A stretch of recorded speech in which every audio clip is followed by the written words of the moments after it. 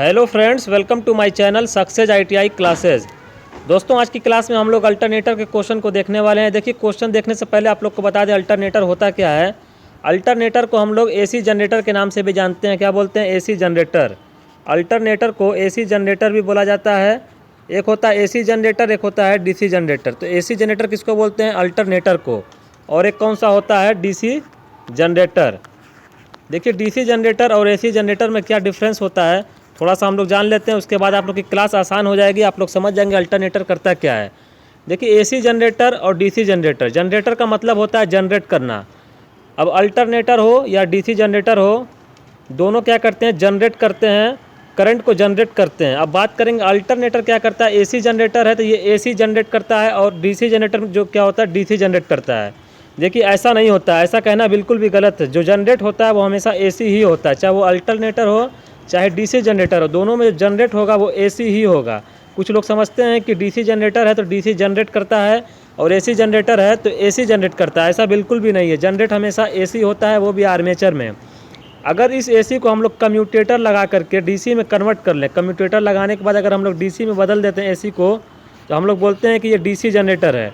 लेकिन अगर इसी एसी को डायरेक्ट हम लोग स्लिप रिंग की मदद से ले लेंगे एसी के रूप में, तो इसे हम लोग बोलेंगे एसी जनरेटर। तो जनरेट हमेशा क्या होता है? एसी।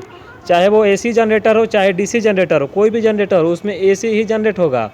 लेकिन अगर हमने बताया कि डीसी जनरेटर में क्या करते हैं, इस एसी को हम लोग कम्यूटेटर की सहायता से डीसी में बदल कर प्राप्त कर लेते हैं, इसलिए हम लोग इसको बोलते हैं डीसी जनरेटर।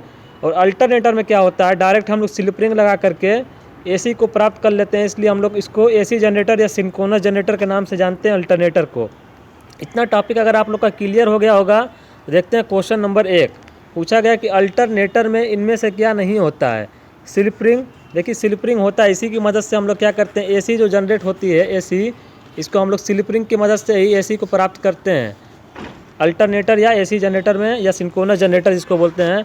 फील्ड कॉइल भी होता है। फील्ड कॉइल का काम होता है मैग्नेटिक फील्ड क्रिएट करना। एन और एस ध्रुव क्रिएट करता है मैग्नेटिक फील्ड।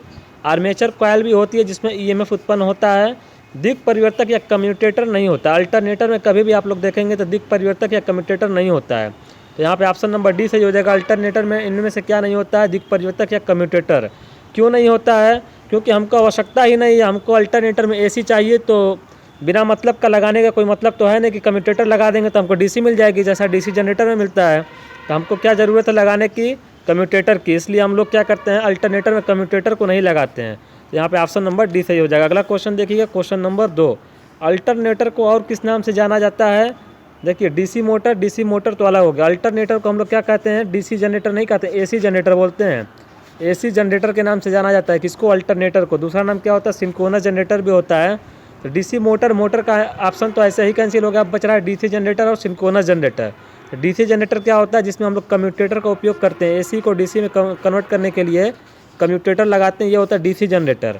लेकिन सिंक्रोनस जनरेटर को ही हम लोग अल्टरनेटर के नाम से जाना जाता है। सिंक्रोनस जनरेटर का दूसरा नाम होता है एसी जनरेटर और अल्टरनेटर। तो यहाँ पे ऑप्शन नंबर डी सही हो जाएगा। अगला क्वेश्चन देखिए, क्वेश्चन नंबर 3। एक अल्टरनेटर में प्रेरित ईएमएफ की आवृत्ति का सूत्र कौन सा सही है? देखिए, आवृत्ति जो होती है उसका सूत्र क्या है? देखिए, सिंक्रोनस स्पीड पर रोटेट करता है अल्टरनेटर, क्योंकि इसको सिंक्रोनस जनरेटर के नाम से जाना भी जाता है। तो NS बराबर होता है 120 F/P। ये फार्मूला होता है। यहाँ से आप लोग जब F का मान निकालिएगा तो क्या हो जाएगा? F बराबर हो जाएगा NP/120 हो जाएगा, NP/120। तो यहाँ पे ऑप्शन नंबर ए में ही दिया हुआ है NP/120, F बराबर NP/120। अगला क्वेश्चन देखिएगा, क्वेश्चन नंबर 4। एक 8 पोल का अल्टरनेटर 600 आरपीएम की गति पर चल रहा है, तब अल्टरनेटर की आवृत्ति का मान क्या होगा? आवृत्ति का फार्मूला लगा लीजिए, जैसा अभी हमने बताया था, F बराबर NP/120। ये कहाँ से आया है? N बराबर 120 F/P से आया है। तो यहाँ पे देखिए N का मान क्या है? 600 आरपीएम। और क्या दिया हुआ है? 8 पोल है तो P बराबर 8 रख दीजिए। और क्या दिया हुआ है? 120। इसको आप लोग सॉल्व करिए। देखिए, 0 से 0 कैंसिल कर लीजिए, 12 पछे 60, 8 पछे 40। यहाँ पे ऑप्शन नंबर सी सही हो जाएगा। 40 हर्ट्ज की फ्रिक्वेंसी मिल जाएगी, ऑप्शन नंबर सी। अगला क्वेश्चन देखिएगा, क्वेश्चन नंबर 5 में पूछा गया अल्टरनेटर के कार्य करने का सिद्धांत क्या है? अगर आप लोग डीसी जनरेटर पढ़े होंगे तो आप लोग को मालूम होगा कि इसको भी हम लोग क्या बोलते हैं? एसी जनरेटर बोलते हैं। क्या बोलते हैं? AC generator. एक क्या होता है? DC generator. अगर आप लोग डीसी जनरेटर नहीं पढ़े हैं तो इस क्लास के एंड में, एंड स्क्रीन में उसका लिंक लगा देंगे डीसी जनरेटर का। वो क्लास आप लोग जरूर देख लीजिएगा। डीसी जनरेटर की फुल क्लास है। तो इस क्लास में हम लोग देख रहे थे क्या एसी जनरेटर के बारे में, अल्टरनेटर के बारे में। इसके कार्य करने का सिद्धांत क्या है। जैसे हमारा डीसी जनरेटर काम करता था, क्या होता था, कंडक्टर होता था और मैग्नेटिक फील्ड होता था। मैग्नेटिक फील्ड का मतलब NS ध्रुव होते थे, यहाँ से मैग्नेटिक फील्ड की लाइनें निकलती हैं। तो कंडक्टर और मैग्नेटिक फील्ड जब आपस में कट करते हैं तो वहाँ पर एक EMF आ जाता है। ये नियम होता है फैराडे का विद्युत चुंबकीय प्रेरण का नियम, Faraday law of electromagnetic induction का रूल होता है ये। तो वही रूल जो लगता है हमारा अल्टरनेटर में भी लगता है, क्योंकि ये भी हमारा एक तरीके का जनरेटर ही है। बस इसको हम लोग AC जनरेटर बोलते हैं। क्यों AC जनरेटर बोलते हैं? क्योंकि स्लिप रिंग की मदद से डायरेक्ट हम लोग इसी AC को ले लेते हैं, DC में कन्वर्ट नहीं करते हैं। अगर हम लोग DC में कन्वर्ट करते हैं कम्यूटेटर लगा के, तो इसी को हम लोग DC जनरेटर का नाम दे सकते हैं। तो अल्टरनेटर के कार्य करने का सिद्धांत भी वही है जो DC जनरेटर का होता है। और DC जनरेटर का कार्य करने का सिद्धांत क्या होता है? Faraday law of electromagnetic induction, Faraday का विद्युत चुंबकीय प्रेरण का नियम। ऑप्शन नंबर डी बिल्कुल सही। अगला क्वेश्चन देख लीजिएगा, क्वेश्चन नंबर 6। रोटेटिंग फील्ड वाले आर्मेचर में घूमने वाला भाग कौन सा होता है? देखिए, रोटेटिंग फील्ड, फील्ड का मतलब क्या होता है? चुंबकीय क्षेत्र। जहाँ पर N और S ध्रुव होंगे वहाँ से मैग्नेटिक फील्ड की लाइन निकलेगी, तो ये रोटेटिंग है। जब ये रोटेटिंग है तो घूमने वाला भाग क्या होगा? चुंबकीय क्षेत्र ही तो होगा। इसी को बोला जा रहा है चुंबकीय फील्ड या चुंबकीय क्षेत्र। ऑप्शन नंबर सी सही हो जाएगा। रोटेटिंग फील्ड करने से क्या होता है? स्लिप रिंग की बचत हो जाती है। अभी हम लोग क्वेश्चन में देखेंगे। देखिए 7 नंबर क्वेश्चन में पूछा गया एक अल्टरनेटर में एक्साइटर को कहा जाता है, कहाँ स्थापित किया जाता है? देखिए क्या होता है, जैसे हमारा ये अल्टरनेटर के बारे में अगर हम लोग बात करें, हमारा स्टेटर पर आर्मेचर वाइंडिंग को लगाते हैं। स्टेटर पर क्या करते हैं? आर्मेचर वाइंडिंग को हम लोग हमेशा स्टेटर पर ही लगाते हैं। और क्या करते हैं हम लोग? रोटर जो होता है यहाँ पर, रोटर पर हम लोग क्या करते हैं इस तरीके से, ये जो रोटर होगा यहाँ पर हम लोग फील्ड वाइंडिंग को लगाएंगे। फील्ड वाइंडिंग यहाँ पर होगी रोटर पर, इसको शाफ्ट की मदद से घुमाते हैं। देखिए DC जनरेटर आप लोग पढ़े होंगे तो आर्मेचर पर हम लोग क्या, आर्मेचर वाइंडिंग को रोटर पर रखते थे DC जनरेटर में, और हम लोग फील्ड वाइंडिंग को स्टेटर पर रखते थे। लेकिन अल्टरनेटर में उल्टा हो जाता है। ऐसा करते हैं हम लोग कि आर्मेचर को स्टेटर पर रख देते हैं और फील्ड वाइंडिंग को रोटर पर रख देते हैं और शाफ्ट की मदद से इसको घुमाते हैं। तो यहाँ पर Faraday law of electromagnetic induction के अनुसार EMF मिल जाता है। इसके भी कुछ एडवांटेज होते हैं। क्यों हम लोग आर्मेचर वाइंडिंग को स्टेटर पर रखते हैं, उसके एडवांटेज हैं। ऐसा तो है नहीं कि ऐसे ही हम लोग ले जाकर, एडवांटेज नहीं है और हम लोग ले जाकर के रख दिए हैं। आर्मेचर पर कुछ ना कुछ इसका एडवांटेज ज़रूर होता है। अभी आगे हम लोग जब क्वेश्चन डिस्कस करेंगे तो उसमें डिटेल में बताएंगे क्या एडवांटेज होते हैं आर्मेचर को स्टेटर पर रखने का और फील्ड वाइंडिंग को रोटर पर रखने का। देखिए एक अल्टरनेटर में एक्साइटर, उत्तेजक को कहाँ रखा जाता है? देखिए फील्ड वाइंडिंग जो होती है ना, इसी को एक्साइटेड करने के लिए हम लोग को क्या ज़रूरत होती है? एक्साइटर की, उत्तेजक की आवश्यकता होती है। फील्ड वाइंडिंग को क्या करना होता है? एक्साइटेड करना होता है। तो हम लोग क्या करते हैं? इसी शाफ्ट पर एक्साइटर को लगा देते हैं, शाफ्ट पर लगा देते हैं। इसी शाफ्ट से फील्ड वाइंडिंग को एक्साइटेड करते हैं। तो यहाँ पे ऑप्शन नंबर सी सही हो जाएगा, शाफ्ट पर।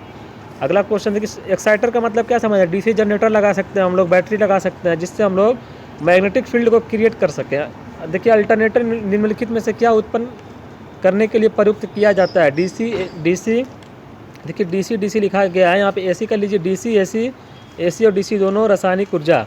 देखिए रासायनिक ऊर्जा जो होता है ये तो बैटरी या सेल में उत्पन्न होता है, इससे कोई मतलब ही नहीं है। अब देखिए अल्टरनेटर, इसका नाम ही है अल्टरनेटर। AC का फुल फॉर्म क्या होता है? Alternating current. तो आप लोग को समझ में आ रहा होगा कि अल्टरनेटर का मेन उद्देश्य होता है हम लोग उत्पन्न करते हैं इससे क्या, AC को उत्पन्न करने के लिए यूज़ करते हैं। ऑप्शन नंबर बी सही हो जाएगा, AC। इसको AC समझिएगा, DC नहीं है ये। ऑप्शन नंबर बी सही हो जाएगा। अगला क्वेश्चन देखिएगा, क्वेश्चन नंबर 9। इनमें से कौन सा रोटर का, अल्टरनेटर के रोटर का प्रकार नहीं है? देखिए अल्टरनेटर जो होता है उसमें 2 तरीके के रोटर होते हैं। एक होता है सैलिएंट पोल रोटर, जो कि कुछ इस तरीके से कंस्ट्रक्शन होता है इसका, सैलिएंट पोल होता है। एक होता है सिलेंड्रिकल रोटर जो कि गोल होता है। तो ये दोनों, तो सिलेंड्रिकल और सैलिएंट, ये दोनों रोटर के प्रकार हैं। वर्ग टाइप जो होता है ये कोई रोटर का प्रकार नहीं है। तो यहाँ पे ऑप्शन नंबर सी सही हो जाएगा, A तथा B दोनों। अगला क्वेश्चन देखिएगा और आज का लास्ट क्वेश्चन कि एक 6 पोल का अल्टरनेटर, उसको 50 चक्र प्रति सेकंड उत्पन्न करने के लिए किस गति पर चलाया जाना चाहिए? एक 6 पोल का है, P बराबर क्या है? 6 पोल है। और हम लोग को क्या दिया हुआ है कि 50 चक्र प्रति सेकंड। देखिए साइकिल पर सेकंड जो होता है उसको हम लोग बोलते हैं आवृत्ति। आवृत्ति F का मान दिया हुआ 50 साइकिल पर सेकंड। इतना उत्पन्न करने के लिए किस गति पर चलाया जाना चाहिए? N का मान पूछा जा रहा है। तो N बराबर क्या हो जाएगा?